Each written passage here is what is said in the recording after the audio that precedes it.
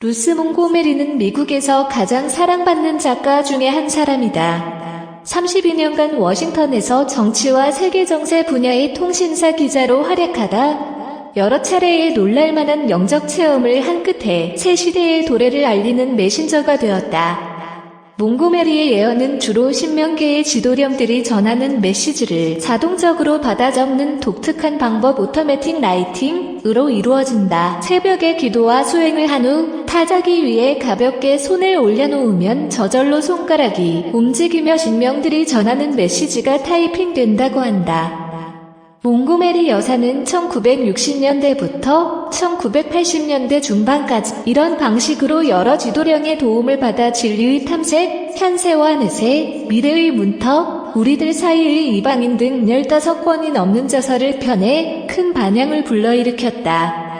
그녀의 저서는 지구 극이동을 비롯하여 21세기의 새 문명의 도래, 아틀란티스 대륙과 레무리아 대륙의 침몰에 대한 초고대 문명의 수수께끼 그리고 사후의 세계, 현세와 내세, 영혼과 인간의 관계 등을 주로 다루고 있다. 그 중에서도 지구 극이동을 가장 충격적으로 언급하고 있다. 머지않아 지축 변동이 일어나고 이로 인해 전 세계에 큰 환란이 닥쳐온다. 이런 예언 내용을 책으로 펴내 세상 사람들이 극이동의 환난에 미리 대비할 수 있도록 하라. 인류가 맞이하지 않으면 안 되는 하나의 커다란 문제가 있다. 그것은 지구의 극이동이다. 실제적인 지축 이동 전에 비록 짧은 순간이지만 두 가지의 특별한 경고가 있게 된다. 지중해 연안의 섬, 남아메리카, 캘리포니아에 산재한 오래된 화산에서 폭발이 일어나고 그 다음에는 악성전염병이 번지게 될 것이다. 그 이후 지구 대부분의 지역에서 짧게 전율하는 진동이 발생하고 북미, 아시아 그리고 남아메리카의 광범위한 지역에서 유사일에 일찍이 없었던 커다란 해일이 일어날 것이다. 극이동 직전의 며칠 동안은 지구 전체가 마치 요람에 누워있는 아기를 달래듯이 진동하는 것처럼 느껴질 것이다. 극점프, 바로 그 순간. 지구 극이동 그 자체는 눈 깜짝할 사이 윙크 오브 언 아이에 마치 지구가 한쪽으로 넘어지는 것처럼 일어날 것이다. 낮은 지역에서는 지구가 공정궤도 상에서 새로운 위치로 이동하는 순간 머리 위에 있던 태양이 순간적으로 거꾸로 이동하는 것처럼 보일 것이다. 중력, 해성이 지구와 충돌한 것처럼 지구는 본래의 공정궤도를 이탈하여 요동칠 것이다.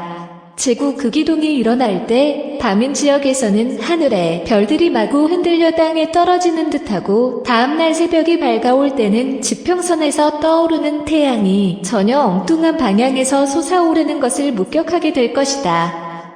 미국의 뉴욕시는 물밑으로 사라져버릴 것이다. 플로리다 지역은 대부분이 가라앉아 점점이 떠있는 섬지대로 바뀔 것이다. 서부 지역은 캘리포니아 일대가 격렬한 파도 속으로 사라질 것이며 오데오의 일부 지역은 바다가 되어버릴 것이다. 워싱턴 D.C.는 황폐화되지만 완전히 파괴되지는 않는다. 러시아, 유럽, 캐나다 북부 지역의 얼어붙은 불모지는 따뜻하고 습기 있는 땅으로 바뀌어 농경지가 되고 또한 동물들이 살아가기에 적당한 넓은 땅이 생긴다. 개벽 후 지구상에는 몇 명이나 살아남는가? 지구상에서 살아남을 사람의 숫자는 1만 명에 1명을 더하여 1만을 곱한 것이다. 약 1억 1만 명 정도가 생존한다는 것이니 70억 지구 인구의 약 1/70 정도만이 다가오는 새 세상을 볼 수 있다는 것이다. 그 병국이 얼마나 충격적으로 전개되는가를 짐작해 볼 수 있는 대목이다. 극이동 후의 새 시대. 극이동 후 펼쳐지는 새 시대, 뉴에이지는 최상의 기쁨과 행복의 시대가 될 것이다. 극이동의 시련기를 겪고 살아남은 사람들은 오늘날의 인간과는 다른 신체 구조를 가질 것이며 서로가 잘 되기를 도와주면서 절대자에게 순종하며 살아갈 것이다. 새 시대의 사람들은 죽음 후에 생명의 존재 의미를 깨닫고 물질로 되어 있든 에테르체로 되어 있든 그것은 단지 진동 수준, 바이브라토리 레벨의 차이뿐이란 것을 깨닫는다. 두 영역, 물질계와 에테르계 즉 인간계와 영혼계 사이의 의사소통 장벽도 사라질 것이다. 극이동 직전의 몇 년은 얼마나 중요한가? 21세기가 시작되기 직전의 마지막 20년간만큼 영적 성장에 유용한 기회는 없다. 인류가 20년 동안 과거의 업보를 씻어내고 새로운 영적 세계를 위해 준비하지 않으면 오랫동안 기회는 오지 않을 것이다. 왜냐하면 앞으로는 인구가 격감해서 천상의 영혼이 육체를 가지고 인간으로 다시 태어나는 기회가 희박해지기 때문이다. 지금 미래를 위해 노력하고 있는 사람들은 영적으로 급속히 발전할 것이다. 몽고메리도 알지 못한 지구 극이동의 실상. 지금까지 알아본 바와 같이 몽고메리의 지도령들은 수십여 년에 걸쳐 지속적으로 지구 극이동을 경고하고 있다. 하지만 그 메시지의 내용을 상세하게 분석하여 보면 그녀의 지도령들이 극이동의 실상을 온전히 전하는 것은 결코 아니라는 것을 알 수 있다. 극이동의 해답은 지축 정립이다. 즉 지구 공정궤 도면에 대해 지구 자전축이 수직으로 정립한다는 것이다. 하지만 몽고메리는 단순히 지구의 극이 이동한다는 정도로 언급하고 있을 뿐이다.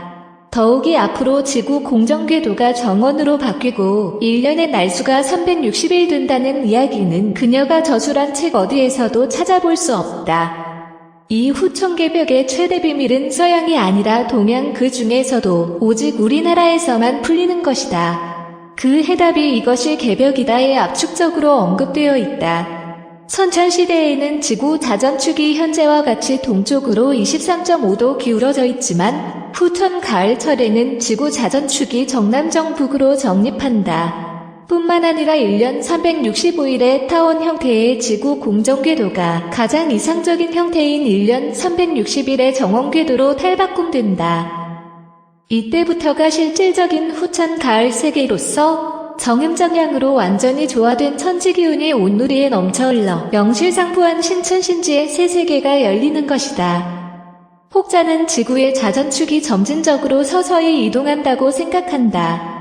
하지만 실상은 전혀 그렇지 않다. 지구의 자전축은 어느 날 갑자기 틀어진다. 오랜 세월 동안 지속적인 변화가 누적되다가 지축이 틀어질 땐 순간적으로 틀어지는 것이다. 기독교의 성경 역시 찰나적인 그 기동 순간의 대격변을 이렇게 전하고 있다. 땅이 깨어지고 깨어지며 땅이 갈라지고 땅이 흔들리고 흔들리며 땅이 취한 자 같이 비틀비틀하며 틈만 같이 흔들리며 그 위에 죄악이 중함으로 떨어지고 다시 일지 못하리라.